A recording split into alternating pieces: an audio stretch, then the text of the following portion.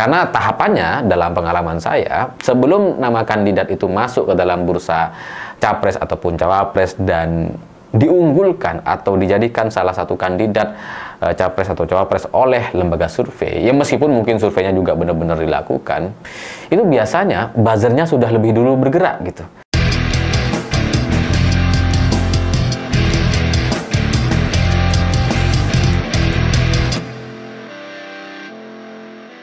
Selamat malam semuanya. Hari ini ada satu berita yang sangat-sangat mengejutkan ketika nama Purbaya menjadi salah satu kandidat terkuat untuk capres dan cawapres di tahun 2029 nanti. Ya sebenarnya bagi saya nggak terlalu mengejutkan. Buat teman-teman yang nonton video saya kemarin, mungkin ya kalian sudah tahu bahwa ini sesuai dengan prediksi saya. Tapi ini tetap saja menjadi sebuah kejutan karena ada surveinya. Ya kalau yang saya sampaikan kemarin itu kan hanya berdasarkan firasat saja bahwa ini kalau situasinya tetap seperti ini, itu pasti Purbaya akan terpilih sebagai cawapres. Tapi ketika tiba-tiba muncul survei dan kemudian dirilis secara resmi, dan ini katanya sudah dilakukan survei kepada masyarakat Indonesia, ini mengejutkan sekali karena dari data yang ada ternyata Purbaya sudah mengungguli Deddy Mulyadi, AHY dan Gibran.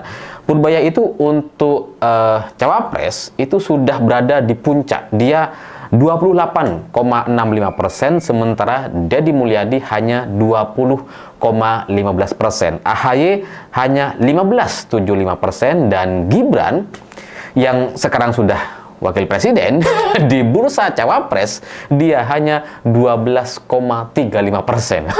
Untuk Gibran yang kalah dengan AHY itu kita bisa pahami karena AHY lebih dipercaya oleh Presiden Prabowo untuk hadir atau menggantikan presiden di berbagai kesempatan.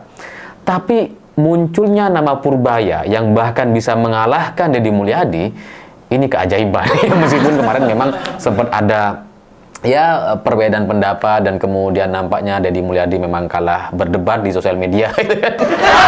Tapi tetap saja ini adalah sebuah kejutan yang sangat luar biasa gitu, karena ya bayangkan seorang Purbaya yang baru muncul bisa langsung mengalahkan Deddy Mulyadi yang sudah lama sekali berada di media.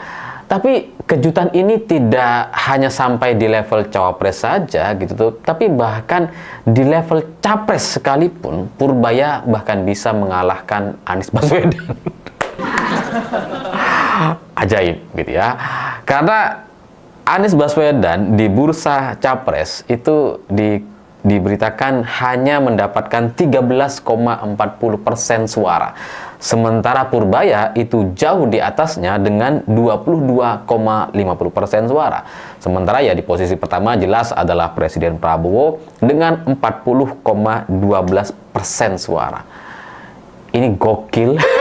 Ini ajaib sekali gitu, karena ya tidak terbayangkan mungkin termasuk oleh Purbaya sendiri ketika melihat namanya masuk ke dalam bursa capres ataupun cawapres. Kalau dari sisi cawapres kita masih bisa terima gitu ya, karena ya Purbaya ini bisalah digait oleh siapa saja gitu untuk Pilpres 2029 dan gampang dia bisa maju sebagai cawapres. Bisa lewat Presiden Prabowo, bisa juga Gibran Purbaya, bisa Deddy Mulyadi Purbaya atau siapapun lah gitu ya, bisa saja gitu.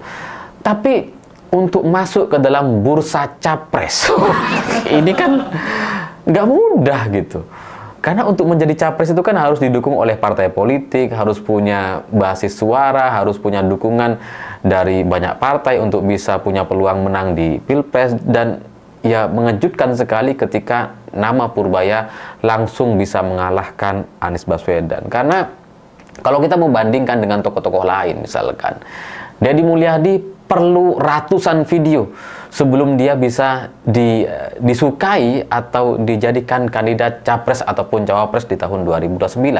AHY butuh bertahun-tahun. Dia maju di pilkada dulu sampai nangis-nangis kalah gitu ya. Jadi ketum partai dulu bertahun-tahun, jadi menteri dulu. Jadi ada proses yang sangat panjang sekali. Gibran sebagai anak dari Jokowi, anak presiden waktu itu ya masih harus jadi wali kota. 2 tahun baru kemudian jadi cawapres. Dan popularitasnya memang sudah sangat luar biasa karena Jokowi sebagai presiden waktu itu. Tapi Purbaya bukan kader partai, bukan anak presiden, bukan ketum partai seperti AHY, tapi tiba-tiba bisa menjadi salah satu-satunya kandidat terkuat untuk menantang Presiden Prabowo di tahun 2029. Ini bagi saya adalah sebuah keajaiban yang sangat-sangat canggih sekali gitu, karena mengalahkan seorang Anies Baswedan yang sudah punya basis massa, yang ya relawannya di mana-mana gitu sebagai kandidat capres, itu nggak mudah gitu. Apalagi yang sudah terbukti bisa maju sebagai capres kan Anies sebelumnya, tapi bisa dikalahkan hanya dalam hitungan hari oleh seorang Purbaya, ini sangat sulit untuk bisa kita terima sebagai sebuah data yang real di masyarakat. Kalau hanya sebatas pembicaraan di kalangan elit, di kalangan level menengah ke atas, itu bisa kita pahami, ya orang-orang yang paham sosial media, kita mungkin bisa mengerti. Tapi kalau untuk bahasa survei yang menyangkut semua masyarakat Indonesia yang atau diwakili oleh beberapa orang yang sudah disurvei itu, ini tetap saja mengejutkan gitu, karena Anies bukan tokoh yang mudah untuk dikalahkan untuk Pilpres 2029, karena secara calon kandidat gitu. Karena kalau soal nama-nama yang lain seperti misalkan Ganjar gitu ya, Ganjar memang sudah tidak punya jabatan sama seperti Anies, dan Ganjar adalah kader partai di PDI Perjuangan yang ya rasanya nggak mungkin dia bisa maju lagi di Pilpres 2029 ya, karena sudah dikasih sekali tiket untuk maju sebagai capres, dan nggak ada ceritanya kader itu bisa maju 2 kali. Sandiaga juga nggak bisa gitu, sekaya-kayanya Sandiaga nggak bisa dia maju di Pilpres 2 kali gitu kan. Nah tapi kalau Anies ini bukan kader partai, dia bisa negosiasi atau dia bisa berkomunikasi dengan semua partai termasuk PDI Perjuangan bahkan. Jadi secara kans dia lebih punya peluang untuk maju kembali di tahun 2029 kalau tidak ada kandidat yang bisa menantang Pak Prabowo nantinya. Tapi Purbaya yang bisa mengungguli Anies Baswedan hanya dalam hitungan hari atau kurang lebih 1 bulan, ini ajaib dan menjadi cukup mencurigakan. saya nggak kebayang kalau Purbaya tiba-tiba jadi capres di tahun 2029 itu gimana? Ya, apalagi kecurigaan ini menjadi sangat kuat sekali ketika mendengar nama survei Indeks Politika yang dipimpin oleh Denny Charter. Saya nggak tahu ini Denny siapa. Denny Charter. Kalau Denny Siregar saya kenal gitu ya. Kalau Denny Charter nih nggak ngerti siapa. Tapi ini kayaknya menjadi satu percaturan atau peta kekuasaan yang jadi lebih menarik di masa yang akan datang, karena sudah muncul survei yang seperti menjagokan Purbaya gitu. Karena munculnya survei seperti ini tuh mencurigakan, karena kita merasa ini terlalu cepat gitu. Karena survei ini katanya sudah dirilis 2 hari yang lalu atau 28 Oktober, dan kalau ini dirilis 28 Oktober, maka surveinya mestinya atau seharusnya seminggu sebelumnya setidaknya, katakanlah 20 Oktober. Ini menjadi menarik, kapan survei ini dilaksanakan. Kalau periode 15 Oktober sampai 20 Oktober, itu kan artinya Purbaya baru 1 bulan menjadi menteri. Purbaya ini baru jadi menteri pada tanggal 8 September. Jadi kalau sebulan setelahnya dilakukan survei dan kemudian namanya bisa menjadi salah satu atau satu-satunya penantang terkuat Presiden Prabowo, itu patut dipertanyakan, ini surveinya abal-abal atau enggak. Survei selanjutnya apakah akan ada nama Purbaya dalam list salah satu kandidat capres ataupun cawapres. Karena dari sisi hitung-hitungan popularitas dalam waktu 1 bulan rasanya sulit sekali untuk menjangkau semua masyarakat Indonesia. Saya sangat yakin bahwa sampai sekarang mungkin masih banyak orang yang belum tahu Purbaya. Secara elektabilitas atau pengenalan kepada masyarakat itu mungkin tidak sebaik Anies Baswedan atau Deddy Mulyadi atau bahkan Gibran yang sudah menjadi wakil presiden hari ini.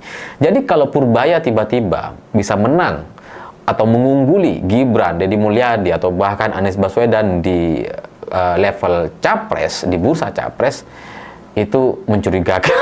Lembaga surveinya nih, lembaga survei yang kayak gimana?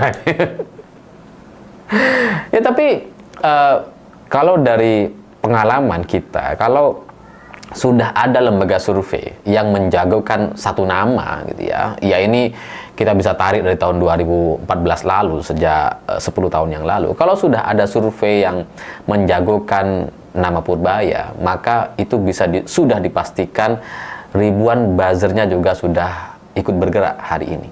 Itu bisa dipastikan gitu, karena ya dulu itu juga yang terjadi kepada capres-capres yang lain. Ketika namanya sudah mulai muncul dalam lembaga survei, maka kelompok relawan buzzer sudah bergerak sangat dinamis sekali di berbagai kota atau daerah, dan itulah mungkin yang sekarang terjadi kepada Purbaya. Saya nggak tahu apakah para buzzernya ini berasal dari kelompok relawan-relawan sebelumnya atau dari kelompok yang mana. Saya terus terang nggak tahu, karena saya nggak diajak. Maksudnya saya tidak dalam tidak punya kesempatan untuk menjangkau kelompok-kelompok ini, dan belum bisa mengidentifikasi ini sebenarnya siapa di balik ini. Tapi kalau sudah levelnya survei yang bicara, maka buzzer mestinya itu sudah bergerak semua. Karena tahapannya dalam pengalaman saya, sebelum nama kandidat itu masuk ke dalam bursa capres ataupun cawapres dan diunggulkan atau dijadikan salah satu kandidat capres atau cawapres oleh lembaga survei, ya meskipun mungkin surveinya juga benar-benar dilakukan, itu biasanya buzzernya sudah lebih dulu bergerak gitu. Jadi tahapannya buzzer dulu bergerak, baru lembaga survei yang kemudian mengkonfirmasi bahwa ini ada ketertarikan dari masyarakat atau ada dukungan kepada tokoh tertentu untuk maju sebagai capres ataupun cawapres. Nah, kalau gerakannya sudah sehebat ini,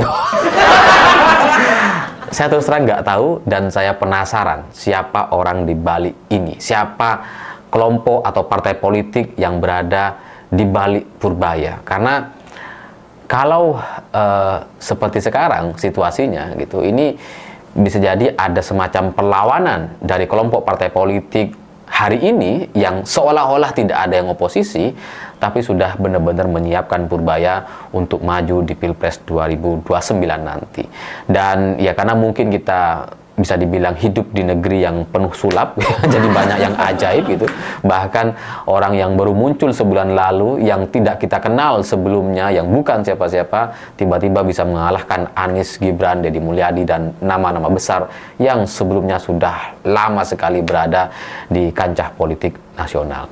Apapun itu, bagi saya ini adalah sebuah kabar yang semakin membuat peta politik jadi menarik dan dinamis, meskipun terlihat di dalam itu solid, nggak ada pergerakan, nggak ada perlawanan, semua partai mendukung Presiden Prabowo, tapi Purbaya sepertinya disiapkan oleh pihak-pihak tertentu untuk menantang Pak Prabowo di tahun 2029. Siapa itu? Saya nggak tahu. Jangan tanya saya. Ya nggak tahu kok tanya saya. Saya pikir itu. Terima kasih sudah menonton. Begitulah kura-kura.